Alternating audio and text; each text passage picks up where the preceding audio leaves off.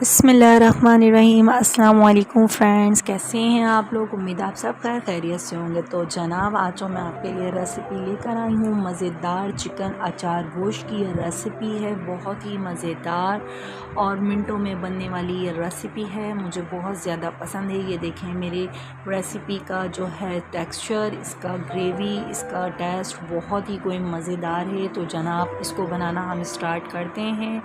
تو سب سے پہلے میں نے لیا ہے ایک پین، جس میں میں نے 1 کپ جو ہے وہ آئل ایڈ کیا ہے۔ اچھا جی، اس کو میں نے 2 درمیانے پیاز جو میں نے چاپ کر لیے وہ ایڈ کر دیے ہیں، اور اس کو میں اچھی طرح سے بھون لوں گی۔ اس کے ساتھ ہی میں 1/2 ٹیبل اسپون ادرک لہسن کا پیسٹ ایڈ کروں گی۔ ادرک لہسن کے پیسٹ کی اچھی طرح سے بھنائی کریں گے تاکہ اس کا کچا پن نکل جائے۔ اس کے ساتھ ہی میں نے 4 درمیانے سائز کے ٹماٹر لیے جو میں نے ایڈ کر دیے۔ ٹماٹر کو میں کور کر کے 10 منٹ تک اتنا پکاؤں گی کہ یہ اچھا سا گل جائیں اور بھن جائیں۔ تو میں نے یہ اچھے سے بنا لیے، میں نے چمچے کی مدد سے ان کو میش بھی کر لیا، تو اس کا جو ہے آئل الگ ہو گیا ہے۔ آپ لوگ دیکھ سکتے ہیں کہ ٹماٹروں نے آئل کو چھوڑ دیا ہے، تو اس کا مطلب ہے یہ بہت اچھی طرح سے پک گئے ہیں۔ اب میں نے 1/2 kg تقریباً جو ہے چکن لیا، جو میں نے اچھی طرح سے واش کر لیا ہے۔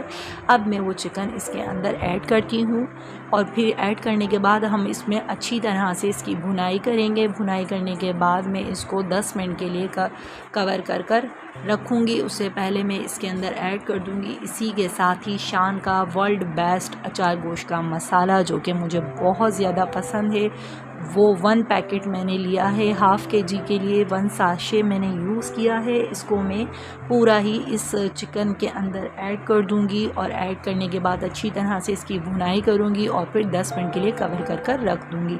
اس کے بعد میں آپ کو دکھاتی ہوں اس کے اندر ڈلنے والی مرچوں میں مسالہ بھرنے کا طریقہ۔ جی جناب، میں نے شان کا اچار مسالہ لیا ہے، تھوڑا سا نمک، تھوڑی سی لال کوٹی ہوئی مرچ اور زیرہ کوٹا ہوا، اور 1/2 لیمن کا میں نے اس میں یوز کیا ہے۔ اب اس کا اچھا سا پیسٹ بنا کر ہم اس کے جو ہم نے ہری مرچیں لی ہیں ان کے درمیان میں ہم نائف کی مدد سے کٹ لگا لیں گے، اور میں تمام مرچوں میں اسی طرح سے کٹ لگاؤں گی۔ آپ چاہیں تو اس کے درمیان کے تمام بیج نکال دیجئے تاکہ ان کا اسپائس کم ہو جائے، اور پھر ہم اس میں تمام میں کٹ لگانے کے بعد اس مکسچر کو بہت اچھی طرح سے مرچوں کے اندر فیل کر دیں گے، اور پھر یہ فیل کرنے کے بعد میں تمام مرچوں میں ایک ساتھ ہی فیل کر رکھ دیتی ہوں، اور پھر میں آپ کو دکھاتی ہوں کہ اس کے بعد میں نے اپنے سالن کا کور جو ہے وہ ہٹا کر دیکھا ہے۔ تو جناب میرا سالن جو ہے وہ بہت اچھی طرح سے بھن چکا ہے، بہت اچھی سی اس میں خوشبو آ رہی ہے۔ اب اس دوران میں اس میں 1 کپ جو ہے پانی ایڈ کر رہی ہوں تاکہ جو ہے میرا یہ چکن بہت اچھی طرح سے گل جائے۔ اب میں اس کو کور کر کے 10 منٹ پکاؤں گی۔ یہ دیکھیں 10 منٹ بعد میں نے کور ہٹایا، تو جناب میرا سالن بہت اچھی طرح سے بھن گیا، بہت اچھی سی اس میں اسمیل آ رہی ہے۔ اب میں 1 پیالی جو ہے وہ دہی لے رہی ہوں، دہی میں نے اس میں ایڈ کیا اور بہت اچھی طرح سے اس کی بھنائی کی۔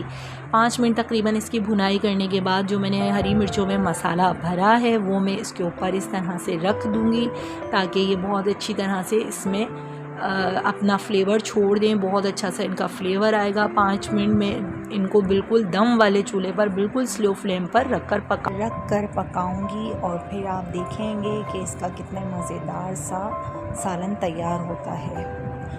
جی یہ دیکھیں، یہ میرا مزیدار سا جو ہے اچار گوشت ریڈی ہو گیا ہے، بہت ہی مزیدار، اسپائسی اور بہت ہی مزیدار خوشبو کے ساتھ بہت مزیدار اچار گوشت بنا ہے۔ آپ لوگ میرے چینل کو لائک سبسکرائب ضرور کیجیے گا، بیل آئیکن کو پریس کر دیجیے گا۔ ریسیپی پسند آئے تو اور مجھے دعاؤں میں یاد رکھیے گا۔ چلتی ہوں، اللہ حافظ۔